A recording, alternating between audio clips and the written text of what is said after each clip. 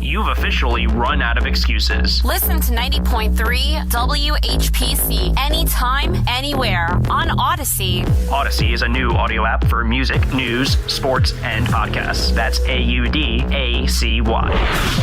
The voice of Nassau Community College. This is the award-winning 90.3 WHPC HD Garden City. Listen on your smart speaker. Play WHPC. And available on Odyssey and iHeartRadio.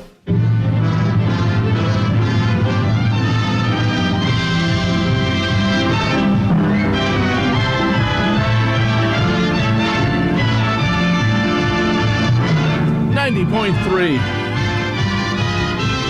WHPC. Welcome to another edition of From the Press Box here every Monday, 9 a.m. to 10 a.m. It becomes a podcast later on when we put it up on Spreaker and Odyssey and iHeartRadio and Spotify.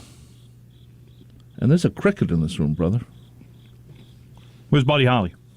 I know, though that's not really a true story, but it was in the movie. It's in the movie. Makes it true.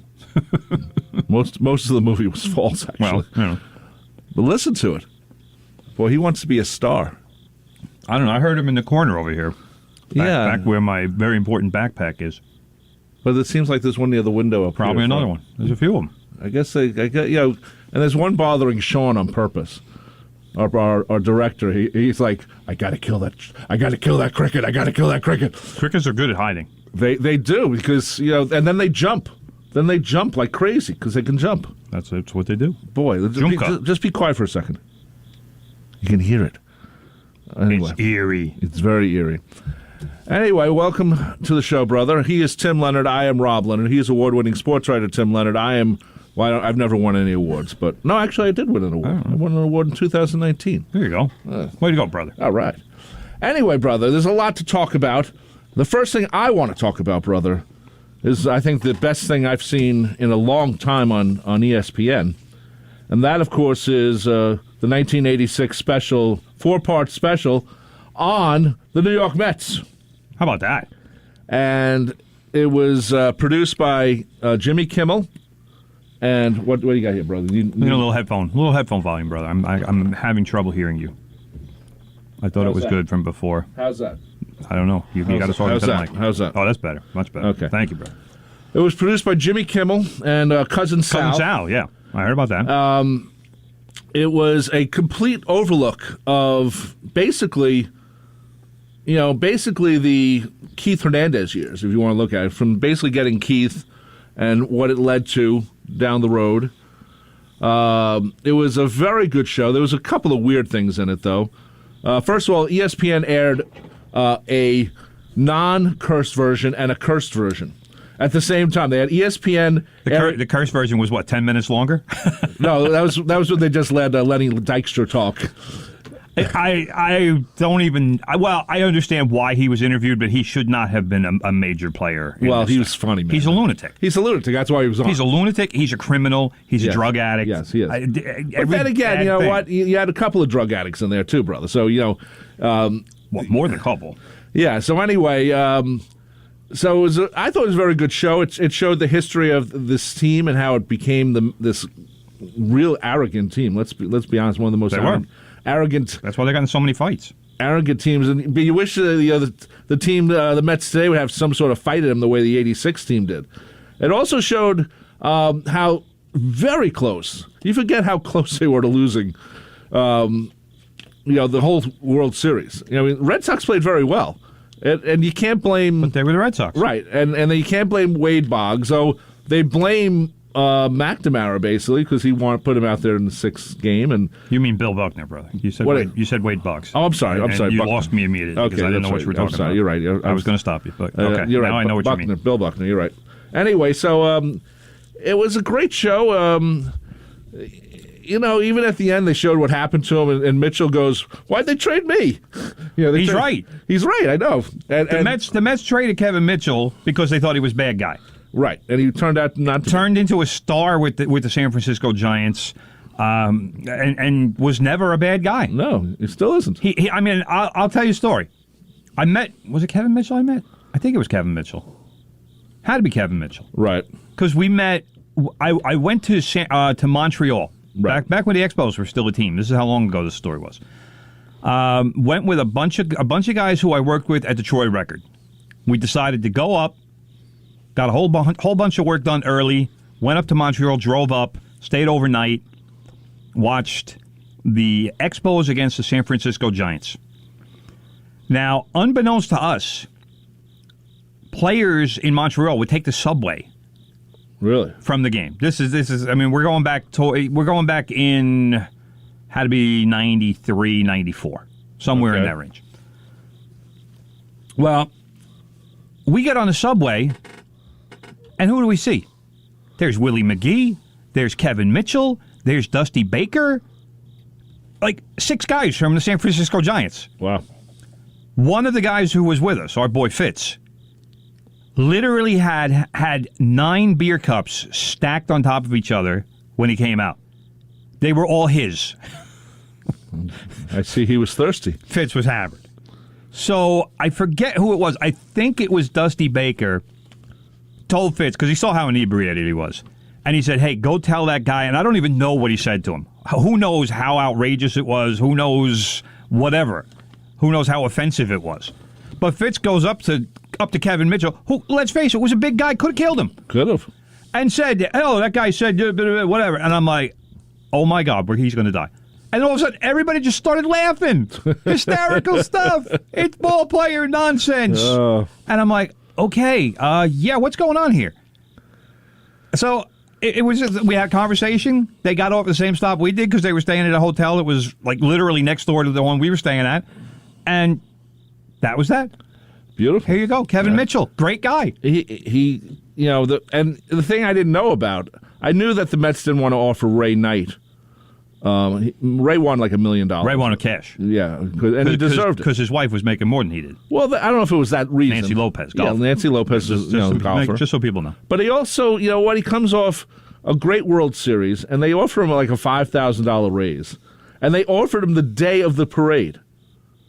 You know, how would you like to go to the parade? Because they were hoping he accepted it. They were hoping he got swept up in the moment and said, oh, yeah, No, but we're coming back. We're going to do it again next year. That's bad ownership, man, because Of course it's bad ownership. they should have waited, let him enjoy the day, and then maybe he would have said, okay, I'll take the cut, or I'll only take $5,000.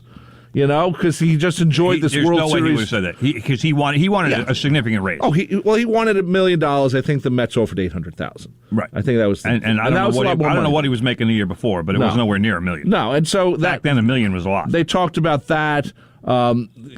Keith Hernandez, he's got tons of time in it, but his cat, Haji, is all over the place. Like, we don't hear enough about that cat on the broadcast. I mean, he's holding him at one point, and another point the cat's walking across the screen. Let's face it, Keith Hernandez is a cat lady. He is. He needs He's a cat more- lady with a mustache. Well, some of the cat ladies probably have mustaches too. Yeah. But, you know what I'm talking Yeah, about. I know exactly what you're talking about. And they had Daryl and Doc, and Daryl comes across really cool. You know, he realizes what's happened to him, and his whole outlook has changed. Doc talked about missing the parade, and he goes, you can't get that back. Tell him why. Tell him why Doc missed the parade. He was He was wasted. He was passed out from being wasted. Yep. So, because as far as I remembered, I didn't see the show yet. Yeah, I want to see it. I'm looking forward to great. seeing it, but I didn't see it the other day. But the story goes that Doc had been coked up all night sure. and then fell asleep, and they couldn't wake him up. and also they interviewed Jeff Pearlman, friend of our show. Yes, Jeff Pearlman. who he wrote a book. You're gonna sneeze, bro. God bless. Yeah, Perlman wrote a book about those Mets. He's written several other books since then. Wrote a book about the what was it? The USFL. USFL Yeah. that we interviewed him about for this show. But yeah, he wrote a book about those Mets. He's been around the New York baseball scene back then and in the 90s when the Yankees were winning. But yeah, I mean it's those Mets teams, as entertaining as they were, as crazy as they were, for them to win only one World Series title was absolutely a sin. Yeah, well, they almost lost the 86. I mean, literally, there's enough proof that they got lucky. But you take luck over skill any day of the week. So. Well, but it's like Sonny in the Bronx Tale when he says the saddest thing in life is wasted talent. That's the Mets, right? That 86 Mets right there is wasted talent. Yeah, well, because they should have won so much more than they did. Right. But they were so crazy. And there was so many lunatics on the team, they couldn't keep the team together. No, well, because it would have self-destructed. Well, you had Ray Knight gets, he's gone, and Mitchell's gone. So those are two. You see, the great thing about the Mets were they weren't all fantastic super players, maybe like Keith Hernandez, but everyone had a role, and they played it well. And Ray Knight was a guy who got everyone else going. He was very good with that. And Kevin Mitchell, they showed, at the end of the thing, they show him. I thought he went to San Diego for a little while. San Francisco. I thought he might have gone to San Diego for a little while. I don't remember. Because Kevin McReynolds, you got to remember Kevin McReynolds came over, the great Kevin McReynolds. Then he probably was traded to San Diego. So long ago. Who remembers? Go to baseball. Yeah, I'm going to baseball-reference.com. But but if you trade, if that was the trade, and we find out that it was Kevin Mitchell for Kevin McReynolds. Talk about, it's not just a change in players. It's a complete change in attitude. Well, because Kevin McReynolds was, he was sour. He was basically a recluse. Don't tell our friend Lori that she loved Kevin McReynolds. I'm just telling facts here. She can love him all she wants. That's just based on how he looks. But he was the complete opposite. Kevin Mitchell was a gregarious guy. He was sometimes a little bit out of control. I'm not gonna sit here and paint him like a choir boy, but if I'm putting together a team, I want the guy with the personality, not the guy who's going to shut down and not talk to his teammates and not be a team guy. He's just going to come in, play the game, go home, and not talk to anybody. That to me, that's not a positive teammate. Okay, let's see. Mitchell in 86.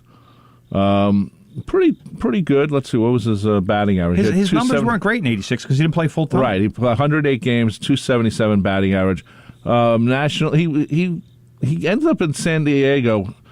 It says TOT. What's TOT? Next season? The TOT is in 86 he ended up No, there? 87 was TOT. Yeah, because they traded him. TOT means TOT is a total of two teams. Oh, okay. So, okay, that's why. Okay, so he goes to San Diego, then was traded to San Francisco within the 87 season. So it's possible the Mets traded him to San Diego for McReynolds, and then the Padres traded him to the Giants. Yeah, which is rare to see interdivision trades like that. Yeah. Well, anyway, so he was only Met for 2 seasons with this. 84 he played only 7 games. So right, but how? Right. Think about how old he was. How old was he in 84? 84, he was 24. Yeah, so he's still a young player. I'm sorry, he was 22 in 84. He's 24 in 86. Yeah, so that's but anyway, this young player. It was a really good special. Because it was 4 parts. They really kind of went in depth. The only thing I can say bad about the thing, and this is just a way things get produced, they take SD video, which is everything from 1986 and 85 and 87, because that's what it was. And we live in an HD society. So they shot all the interviews in HD, but they took the SD footage and made it HD. So the whole bottoms and tops of the pictures cut off, so they can spread it out, and it looks horrible. You see half credits, half fonts and stuff. It just was a horrible thing, but it was a good thing. They interviewed literally everyone, everyone you'd want to see. I really enjoyed it. I was, it's my favorite team. I'm a Mets fan, so. Well, let's put it this way. When I heard Kimmel was doing this project, I expected it to be good. Because Kimmel is a sports guy. Yes, he is. And Cousin Sal obviously is a sports guy. Yeah. So when I heard he was also going to be involved, then I knew, because Cousin Sal is, besides being a degenerate gambler, he's a big sports guy. So self-admitted degenerate. Yeah, but that to me is all I needed to know, that for me to say, all right, this is going to be quality, whatever it is, and however they do it. I know it's going to be well done because those two guys were involved. Right, and it was well done, and it showed what happened afterwards. Basically the Mets ownership destroyed the team that they Yeah. put together. And it's really Which sad. makes no sense. I know. You look back and you're saying, this never should have been dismantled as fast as it was. But again, like I said, look at when you look at that team, all right, and look at what was going on in '86 and '87, and with the drug trials, the Pittsburgh drug trials. You had, I mean, just look at the top of the order.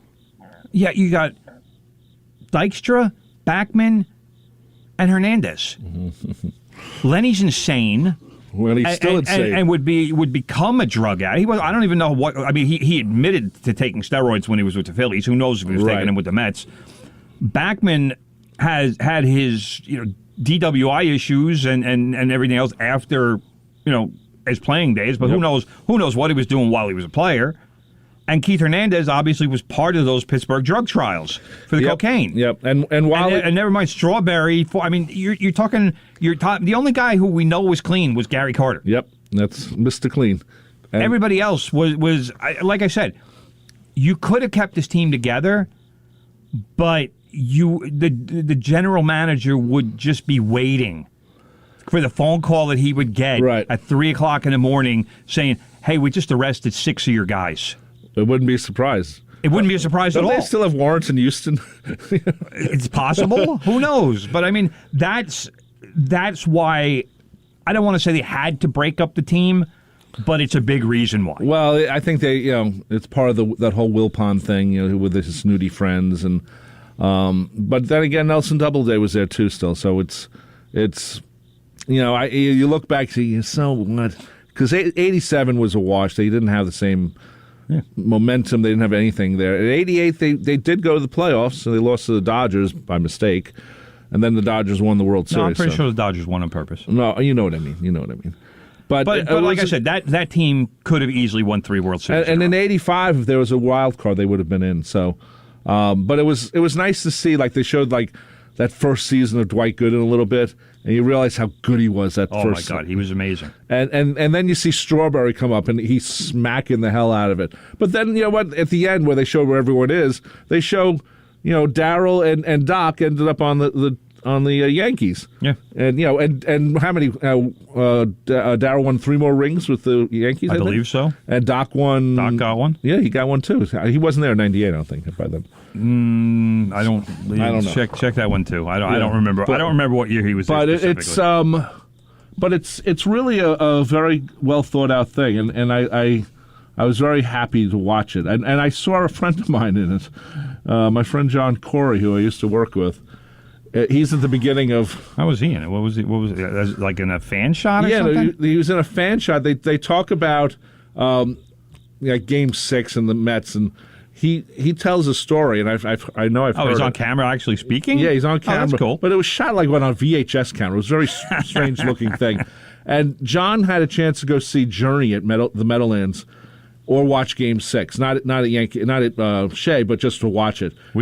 Which did he do? And he goes, how can I go see Journey when the Mets are in Game 6?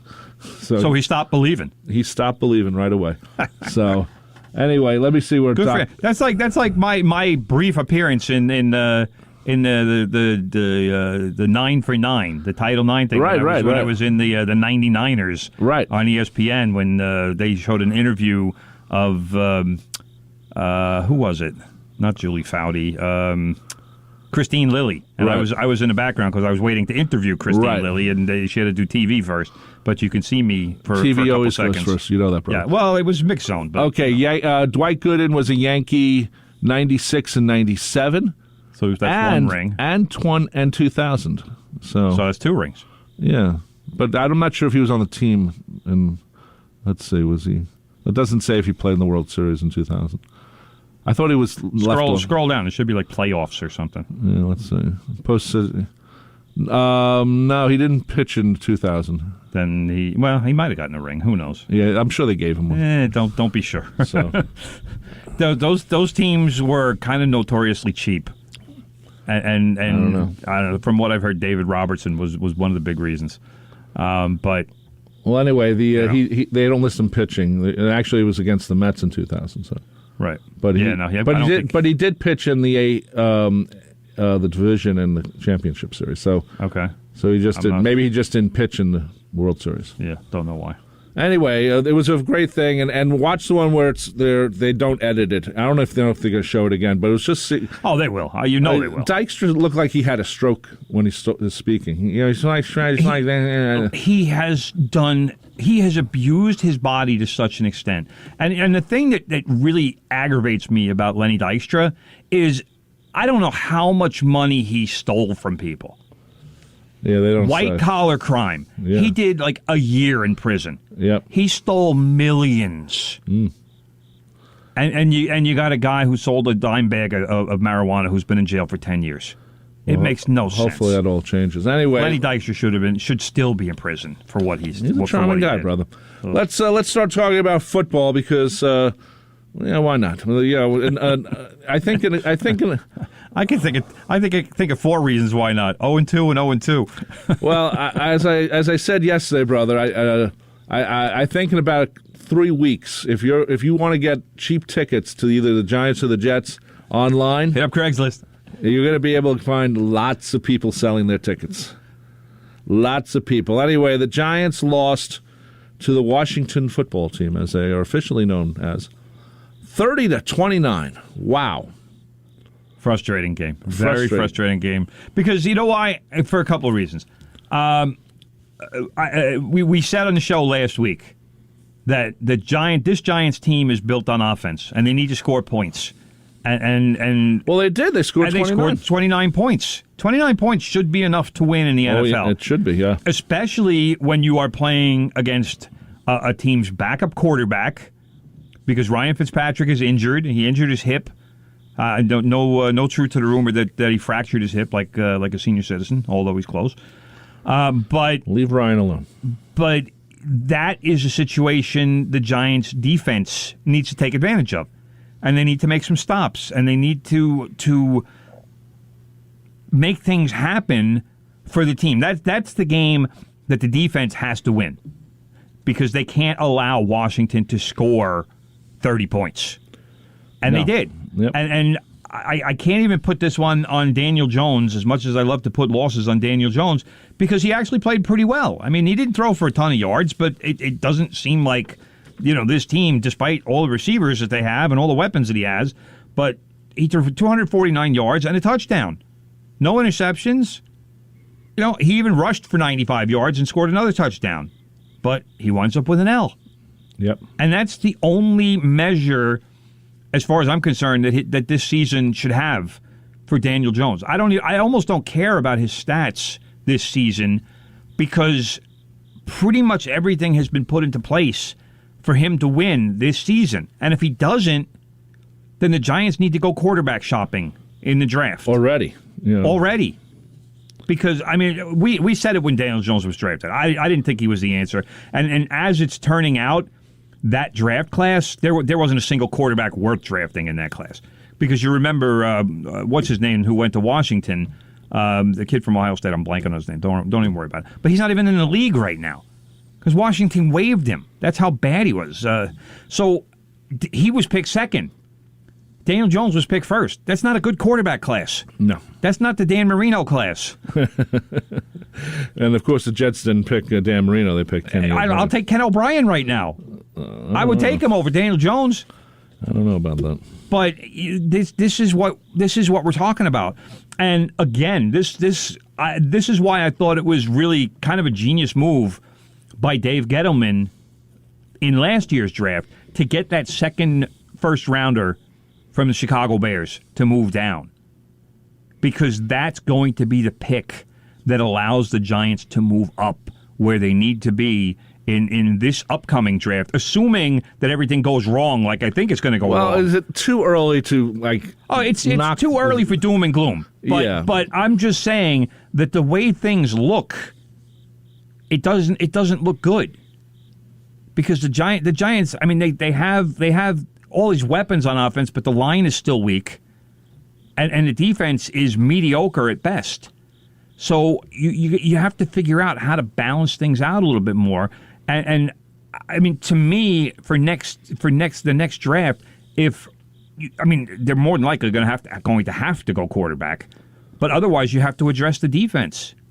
You can't just let the defense be mediocre. Well, I think it's more of a defense thing right now, brother. If I'm Gettleman, I'm saying, you know what, my defense isn't what it should be. I can live with Daniel Jones right now, but if the defense is going to play like this, then maybe something else has to be done. But if let's put it this way, if the Giants put themselves in position for a top 5 pick, then you have to go quarterback. You hope not. But I'm saying if. But if it happens, you have to go quarterback. You can't go another year with Daniel Jones, because then he either becomes a free agent after that year, or you have to sign him to an extension that's going to be worth $30 million a year. But why do you have to pay him so much if he's crappy? Because that's what quarterbacks make. Doesn't mean you have to pay him. Let him go. But all right, but if you let him go, then who's your quarterback? Well, you get someone else. Now you got Ryan Fitzpatrick. Get Ryan Fitzpatrick. Yeah, but he's not going to win you Super Bowl. So now you're just spinning your wheels, and you're having another bad season. So you wind up with another top 5, top 7 pick, and you're going to have to eventually go after a quarterback. So my point being that with that second first round pick that he got from Chicago, that's the chip that you can use and say, all right, our number 5 and that pick from the Bears, and we're moving up to either number 1 or number 2. Right. And if the Jets have the number 1 pick, well, they're not picking a quarterback. If they have any brains, they'll pick an offensive lineman to keep their quarterback upright. Well, I agree with that. That's what I don't like talking like this with the Jets and the Giants, but I just don't see a whole lot of improvement from last year to this year. And I know there was a lot of big hope, because when the Giants signed Kenny Golladay and when they got Kadarius Toney in the first round, everybody was like, "Oh, Giants are going to be running up and down, run and gun, and throw the ball." And now Daniel Jones has his weapons, and now he's going to show everybody what he can do. Well, we really haven't seen it in the first 2 games. So when are we going to see it? I don't know. And I still like Joe Judge as a coach, but I'd like Joe Jones or Joe Judge to have a full team, and to be able to put a team together that is more suited to his personality and how he wants to play. And I don't know that the Giants are that team. In fact, I know the Giants aren't that team. Right, so I shouldn't say I don't know. I do know. But that's where this team is at. And the other obvious big factor is what's going on with Saquon Barkley. And is he going to be a diminished player all season? Because let's face it, I mean, he's got what, 80-something yards in the first 2 games. Barkley had, 50-something yards? Where is it? He had 13 carries for 57 yards, which isn't horrible. Not bad. It's like 4.5 or so yards. No, you know what? Broke a 41-yard run, which was really nice to see. Right. Nice to see him finding the space and getting hitting the hole and actually turning a carry into a big carry. That was beautiful to see. But we saw it once. So it's, I'm still not 100% sure that in today's NFL that a back like that can be successful. Ezekiel Elliott's the same way. I mean, he's not doing a whole lot for the Cowboys. There's only a couple of backs who can do that. And Derrick Henry is one of them. Derrick Henry had another monster game yesterday. But guys like that tend to burn out pretty quickly because they're taking hits because they're carrying the ball 400 times a season now. So I don't know. I don't know what Saquon Barkley's future is. I certainly hope he can be what he was in his rookie season again.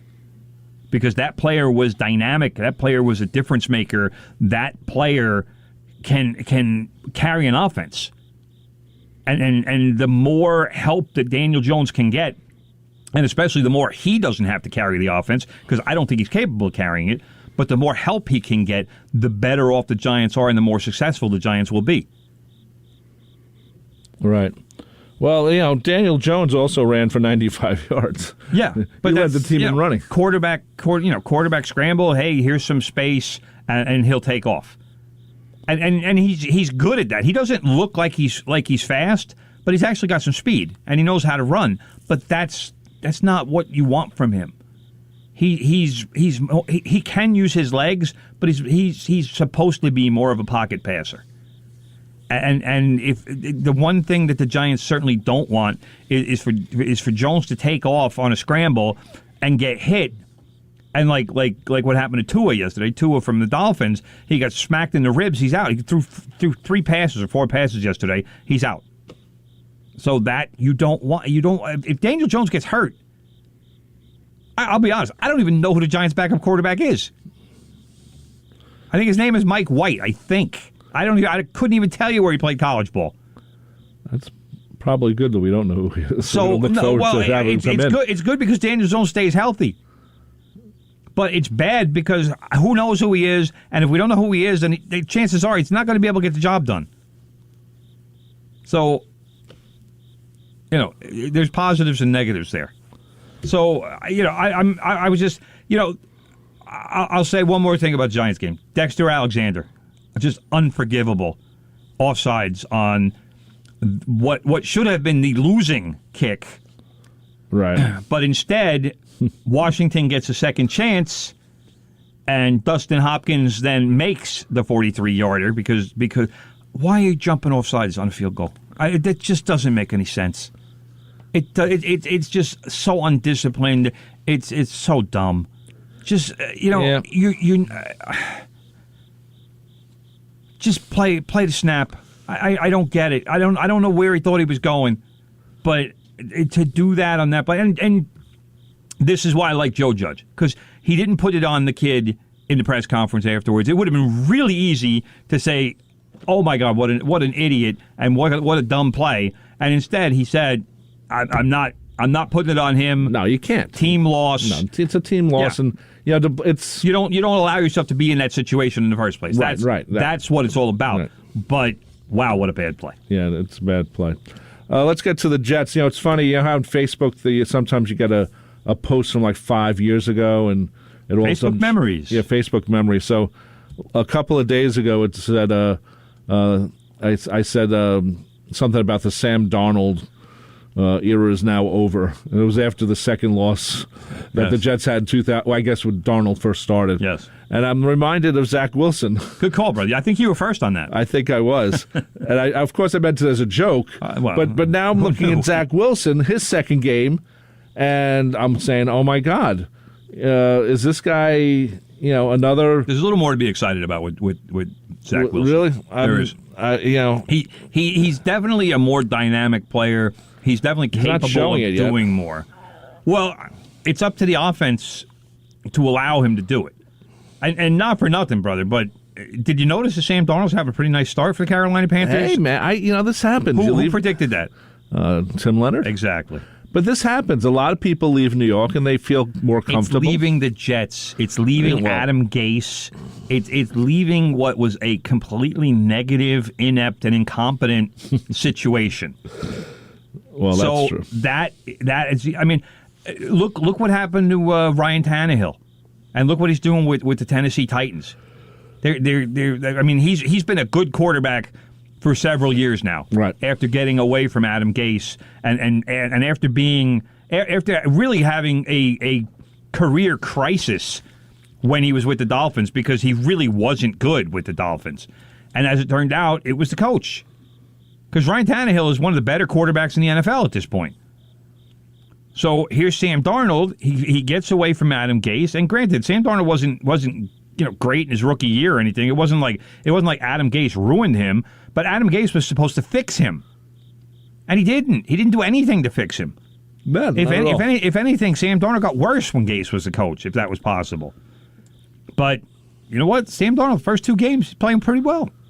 Yeah, I mean it's sad, but it's true. I mean, I'm not sad. I'm happy for Sam because I knew he was a player. But if you're not in the right system, if you don't have a coach and a GM who are going to set you up for success, then there's no quarterback on the planet that can do it. And I remind you that I don't remember how many years ago it was when I was hoping and praying that Justin Herbert was going to come out of college, and then he decided to go back to Oregon for one more year. And I almost cried because that was the guy I wanted the Jets to pick, and he is just killing people for the Chargers. Right. Just killing people. This kid is he's pretty much the next Phillip Rivers, except he has more self-control. That's pretty damn good. He's 300+ yards a game, every game. And Sam Darnold had what, 300-yard guy? I don't even remember when it was. I was going to say 2, but I think one is probably more I always accurate. like when a quarterback comes to the NFL out of college and he sort of hits the ground running instead of. It's rare. Yeah, it's nice to watch. But it's that gunslinger mentality. It's the guys that have the gunslinger mentality, but also have the arm and the talent around them. Yep. And Herbert has all of that because San Diego had good receivers already. It wasn't like they had to find him receivers. San Diego's had good receivers for a long time, and it's been different guys, but they always make sure they have good receivers. So, that would have been the guy I would have loved the Jets. And then we wouldn't be talking about Sam Darnold. We wouldn't be talking about Zach Wilson. Yep. We'd just be talking about Justin Herbert and what a great quarterback he is, and how the Jets are looking like a playoff team. That's true. But we should say that the that. Jets lost to the Patriots yesterday, 25-6. Yes. The continuation of Bill Belichick being the greatest coach in the world. Not really. Let's be honest. Now, as much as I like Zach Wilson, he was a disaster yesterday, and it brought back the old Sam Darnold quote, because when he was mic'd. What was that? Was that a Thursday night game or a Sunday night game? I forget what it was. But Jets-Patriots, and Sam Darnold at one point was heard to say, "I'm seeing ghosts." Yes, that was the famous quote. Well, that was because the lighting at no, it was because it looked like the Patriots were playing 14 guys against them.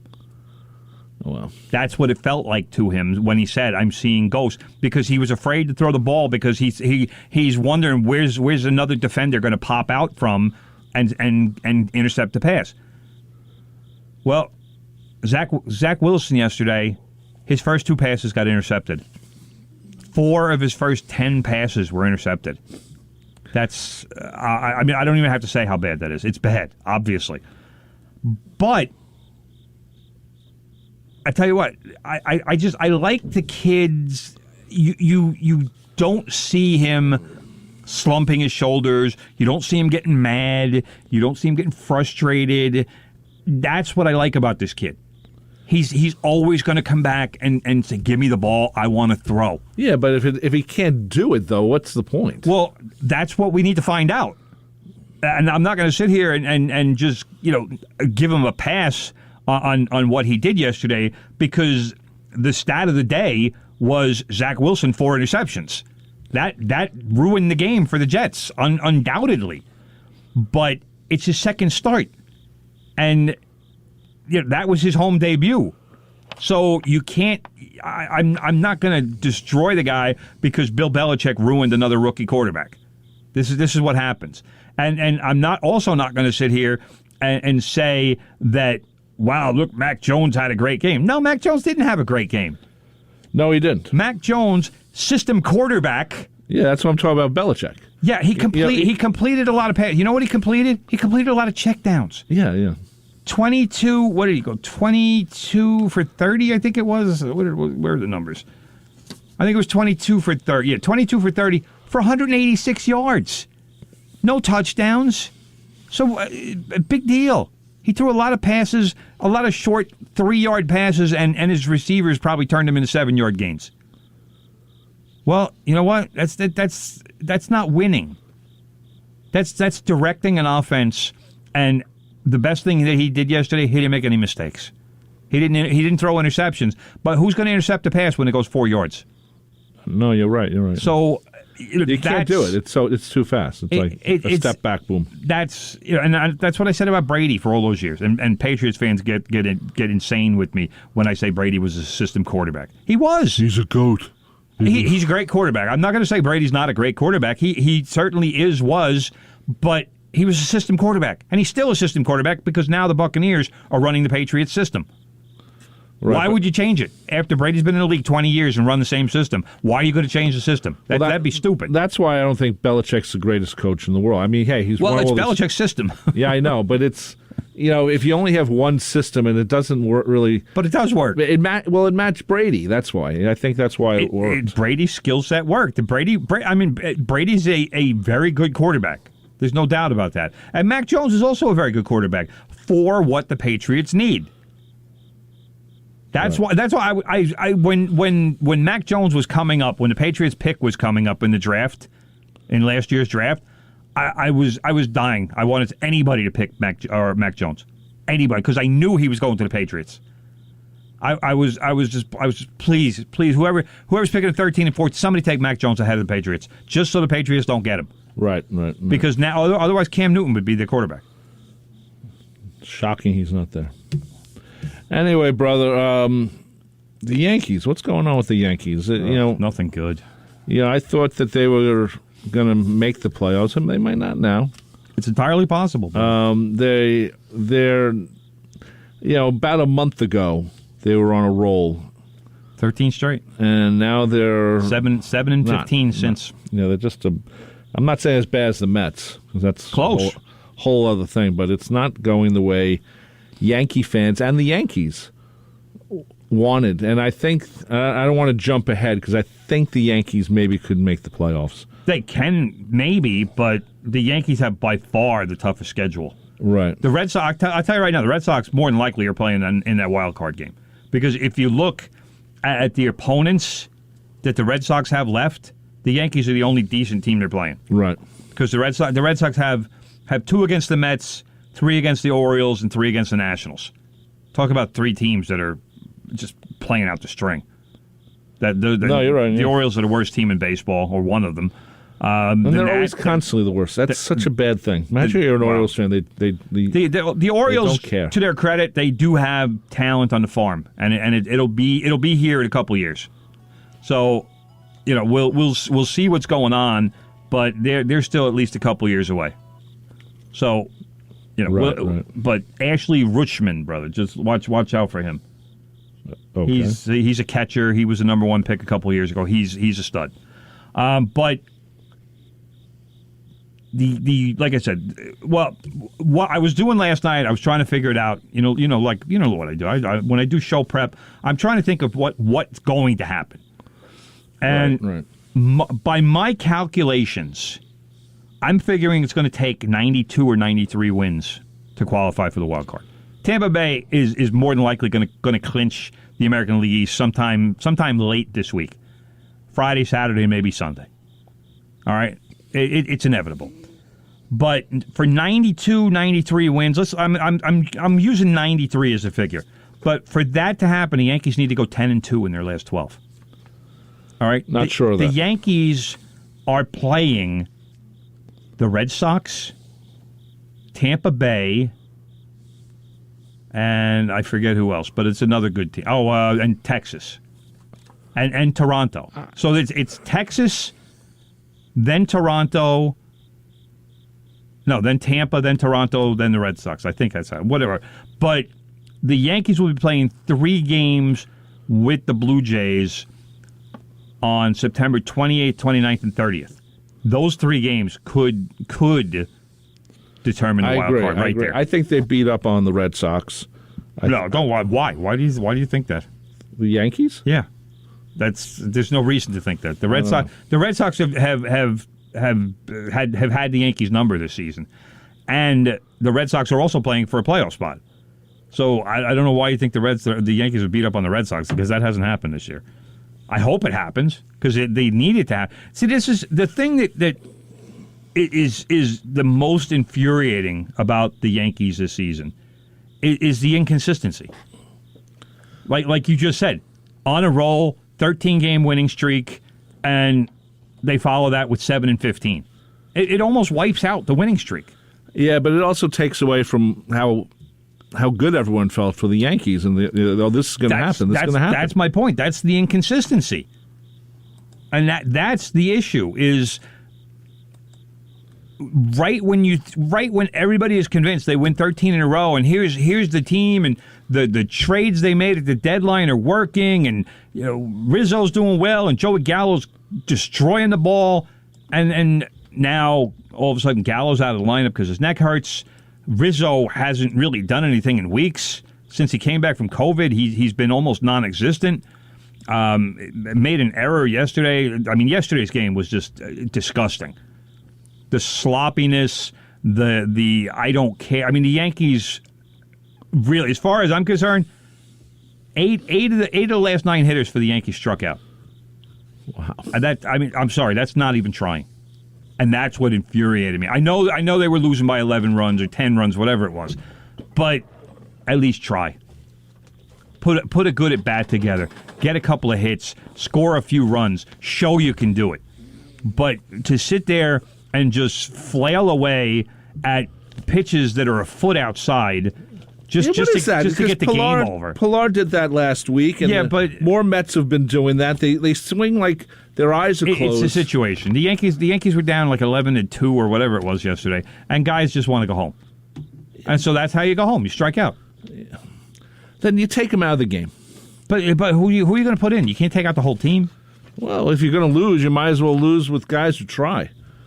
Again, there's 4 guys on the bench, so. Well, I don't know. There's not a whole lot you can do. Too many pitchers on the bench. That's another thing too. Wow. Brother, I must mention this, brother. Don't forget about My Hometown every Thursday at 3:30 p.m. This program explores clubs, organizations, businesses, and issues in the towns across Nassau and Suffolk counties. Weekly interviews with local guests serve to shed light on Long Island towns making a difference. That's My Hometown every Thursday at 3:30 p.m. right here on 90.3 WHPC.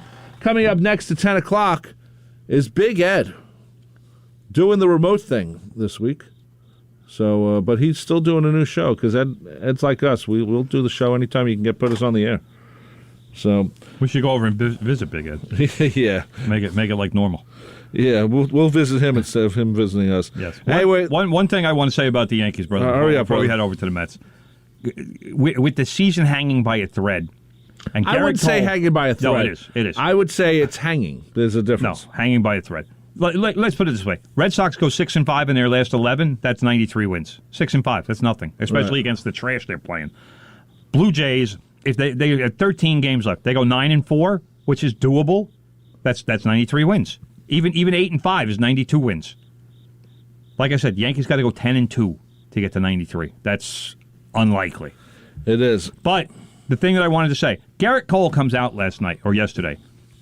He's got a hamstring issue. He's hurting. He could very easily say, you know what, I can't go. My leg hurts. I'm worried. I don't want to pitch. I don't feel 100%. Instead, Garrett Cole's on the mound like he was 5 days ago when he gutted out 6 innings and gave the Yankees a win.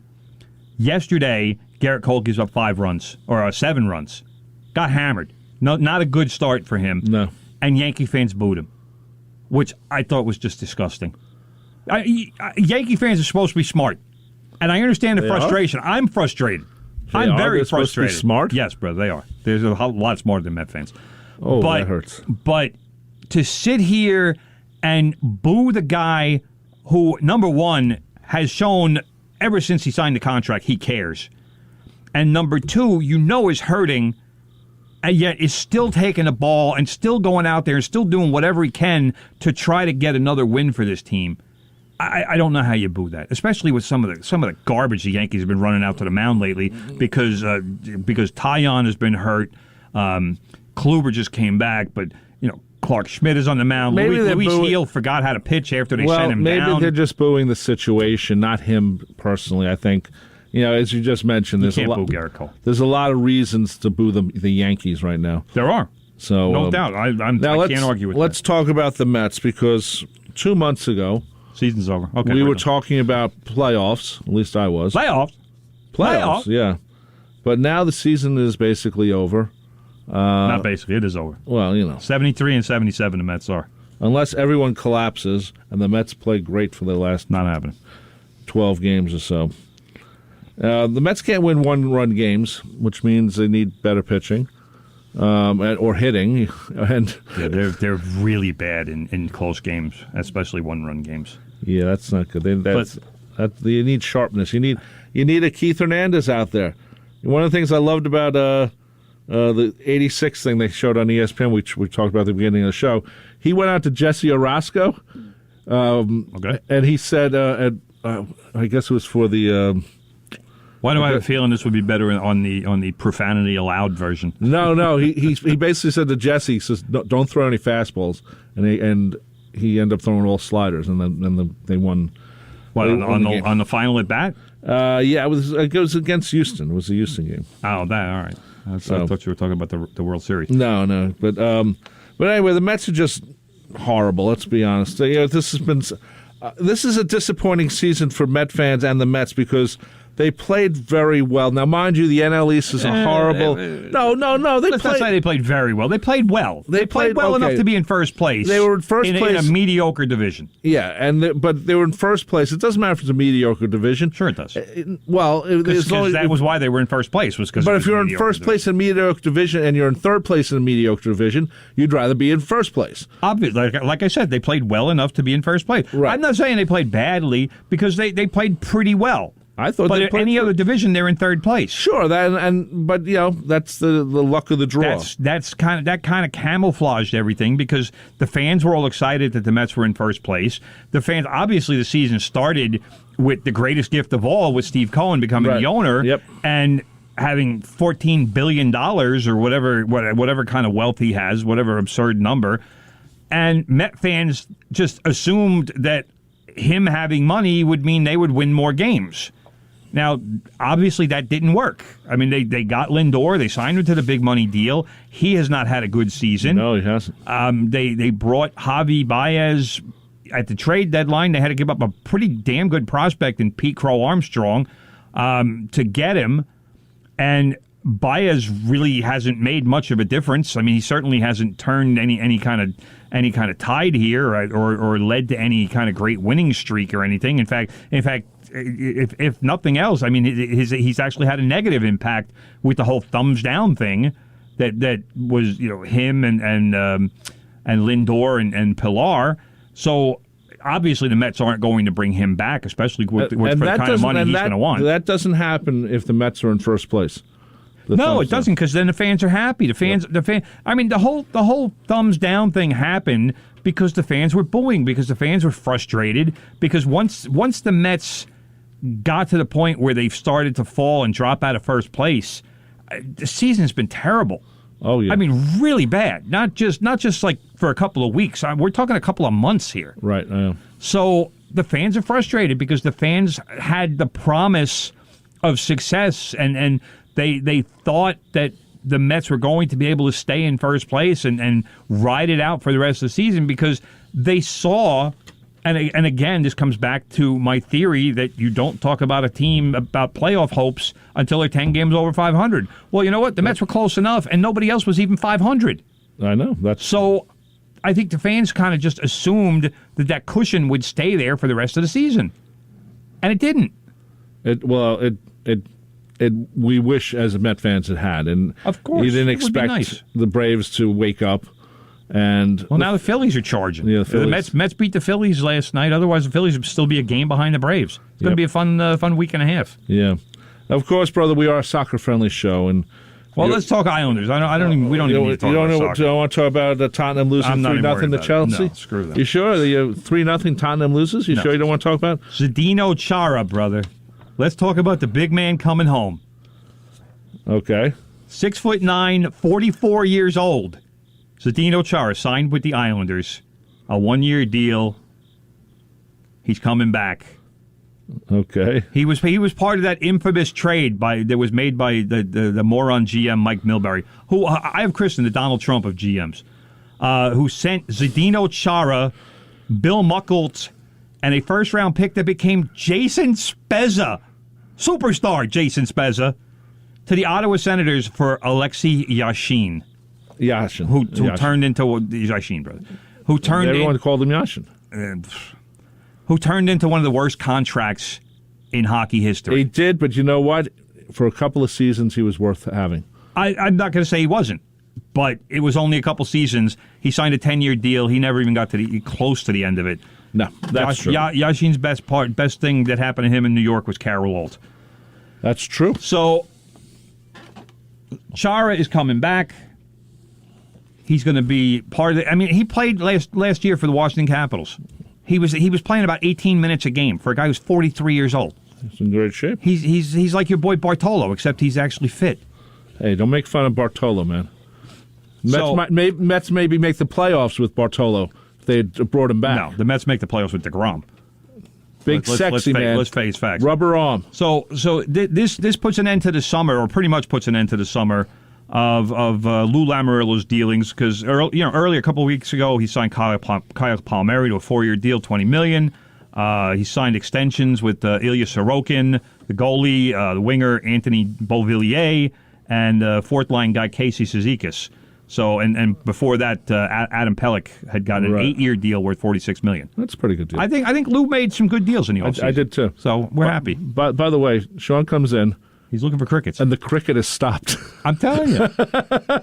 Sean throws the fear into him. I'm going to kill that thing. He throws the fear into the crickets. He walks in. He's like, "Where is that SOB? I'm going to get him." And the cricket's like, "Okay, better be quiet." Yeah. He's like, "Look, the cricket was over here, Sean." I heard it over here. I heard him over here. But also, before we go, Lou also might get Zach Parisi. That'd be great. JP's son, who's now 37. I know. How old are we, brother? We're getting up there. Anyway, that just about does it for From the Press Box. That is Tim Leonard. I am Rob Leonard. Coming up next is Big Ed with the Good Gold Show. And thank you for listening. This will be a podcast later on. And stay tuned to Big Ed with the Big Gold Show. Good gold. Anyway, take care and bye-bye. The views expressed on air are not necessarily those of WHPC, its management, or Nassau Community College. Responsible opposing viewpoints will be considered by emailing them to whpc@ncc.edu or by mail at WHPC 1 Education Drive, Garden City, New York 11530. Thanks for listening to the voice of Nassau Community College, 90.3 WHPC.